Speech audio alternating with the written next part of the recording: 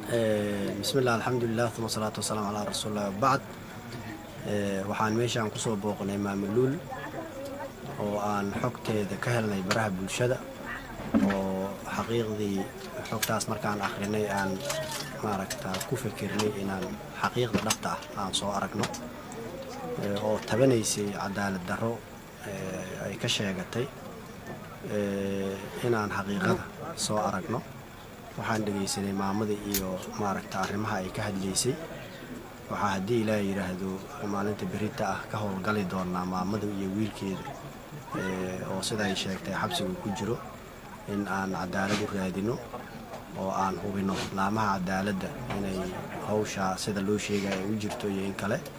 kadibna waxaan ku dadaalaynaa waxyaabaha yaryar oo haddii sida ay sheegtay ay jiraan waxa loo heesto ay yihiin intaa yar oo wiilkeedu uu xaniban yahay inaan la dadaalno oo la soo deyno wixii lagu lahaana aan ka soo bixino.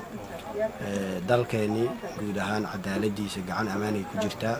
dadka Soomaaliyeed waxaan rabaa inay ku kalsoonaadaan wixii cilada oo jiro oo la arko oo qof dad bani aadam baa leeyahay wixii cilada la arkana in la isku soo sheego sidaan oo kala ah waana daba taagannahay waana xalinaynaa insha Allah Rahmaan.